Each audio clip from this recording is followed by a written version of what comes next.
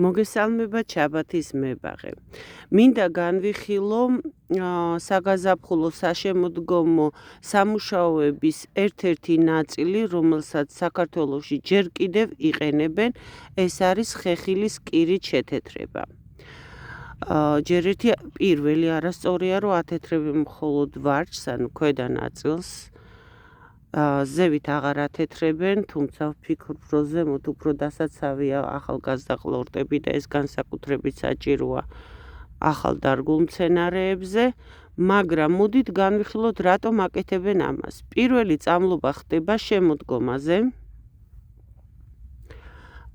როდესაც უკვე სადღაც ნოემბრის ბოლოს, დეკემბრის დასაწყისში გააჩნია ესეთი დღიური ტემპერატურა, უნდა იყოს 5-6 გრადუსი, როდესაც ეს მავნე მწერები უკვე შთამომავლობას ტოვებენ ჭუპრებს, კვერცხებს, დებენ ხის ქერქში ან მიწაში ვარჯის გარშემო. ამისათვის ხმარობენ კირს, ახლად დამწვარს, რას ქვია ახლად დამწვარი, ახლად გახსნილ კირს და ათეთრებენ, მასას, იმდენ წყალსას ხამენ, რომ მასას ხდიან ესეთი არაჟნის ფორმისას და ამით უნდა შეთეთრდეს ხეხილი სადამდეც მიწვდებით. ეხლა წარმოიდგინეთ, ჩვენ ეს არის ძველი მეთოდი, როდესაც და 2 კვირა მოქმედებს მხოლოდ. სანამ თქვა და ეს პროცესია, როდესაც ხეხილში კვერცხების, ჭუპრების დადებას ცდილობენ მავნე მწერები, ხოჭოები და ასე შემდეგ. მაგრამ ამას ჩვენ ვაკეთებთ ადრეულ გაზაფხულზე კვირის დაბერვამდე, ჩვენ ისედაც ვწამლავთ მთელ ხეხილს ზეთოვანი ინსექტიციდით. ამის საჭიროებას მე ვერ ვხედავ, რომ ცუდ შემოდგომაზე, როდესაც 5 გრადუსია მხოლოდ გამოხვიდე და ღებო ხეები. მეორე შეღება ხდება გაზაფხულზე. გაზაფხულზე, როდესაც სანამ კვირტი დაიბერება, ანუ ჩემთან უკვე დაგვიანებულია, სანამ კვირტი დაიბერება, სანამ უпростоრედ ხეში წყალი ჩადგება, ანუ სანამ მყიფია ეს ხის ვარჯი, რომ დღის და ღამის ტემპერატურის ცვლილებებმა, მოულოდნელმა დათბობამ, მერე ისევ ღამის ყინვამ არ დააზიანოს ვარჯი, როგორც მე მაქვს ეხა დაზიანებული. თუმცა მინდა გითხრათ, ეს იმ პერიოდში არ დაზიანდა, რომელზეც ეხლა ვამბობ. ვთქვათ, თებერვალში ეს უკვე დაზიანდა. ნასესხებზე აპრილში, ხომ იცით, აპრილშია ნასესხები. ასე რომ რომ ამბობენ, რომ კირს თუ წაусმევთ, ამჯერად უკვე უფრო ტექნიკური კირია საჭირო, უფრო ისეთი ნაკლებად კონცენტრირებული, რომ შემთხვევით რამე არ დავაზიანოთ და მზისგან დასაცავად ეს მართლა ეფექტური საშუალებაა.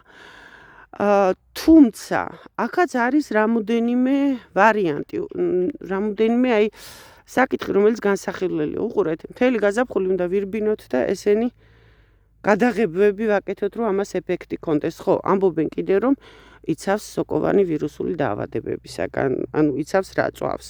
მაგრამ ამ დროისთვის არც ერთი სოკო არ არის გაღვიძებული. სოკო იღვიძებს დაახლოებით 10 გრადუსზე, ამის აზრს ვერ ვხედავს საერთოდ.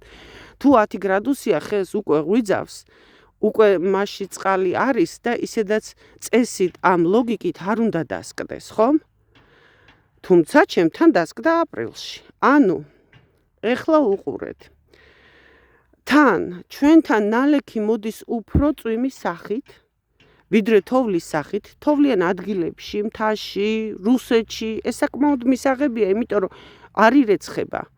ნაკლებად ირეცხება ეს შეღებილი, კირით შეღებილი ნაწილები, იმიტომ რომ გითხარით, თოვლის სახით მოდის ნალექი, დევს და არ დნება. არ ირეცხება. ჩვენ კი ყოველი 2 კვირა უნდა ვირბინოთ მთელი გაზაფხული და ეს ყველაფერი ვღებოთ. ისედაც უნდა შევწამლოთ ჩვენ ხეხილი ფუნგიციდით, სოკოსაწინააღმდეგოთი. ანუ თუ ვაკეთებთ ერთ პროცედურას კირს თუ ხმარობთ, უნდა შევეშვათ დანარჩენ ქიმიას, ინსექტიციდებს და ფუნგიციდებს და მარტო ვიხმაროთ კირი, ძველი მამაპაპური მეთოდით ვებრძოლოთ ამ ყველაფერს და თუ აქვე ცხოვრობთ და სიამოვნებს და ბევრი ხეხილი არ გვაქვს, ვიდგეთ და ვღებოთ.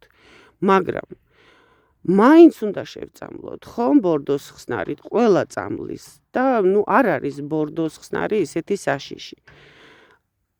არ არის აუცილებელი ამ კირიდღება თან ულამაზოა დამეთანხმებით, რომ ჩამოირეცხება, მე საკმაოდ შეუხედავი ხდება, ვერ ვხედავ ამის სილამაზეს.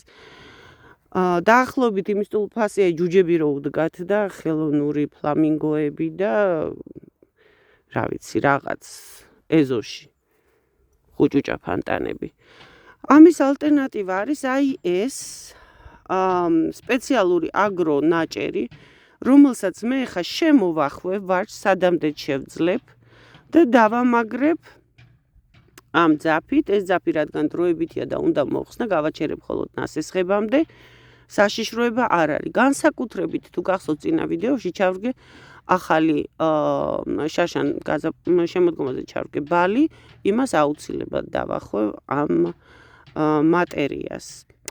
მოკლედ, სულ ეს იყო რაც მინდოდა მეთქვა კირის შესახებ.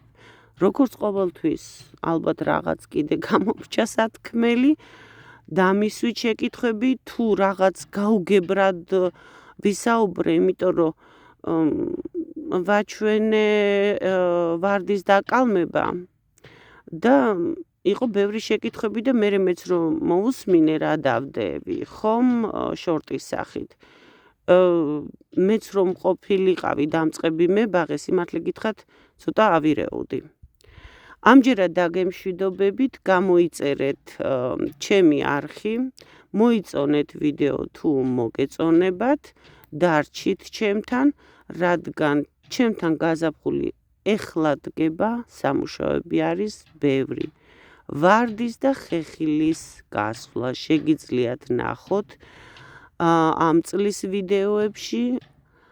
აგრეთვე შეგიძლია იხილოთ როგორი მარტის, როგორი თოვლიანი, სველი თოვლი იდო ჩემთან და რა შედეგები მივიღე მისგან.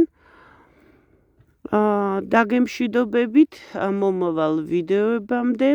კარგად ზანდებოდეთ.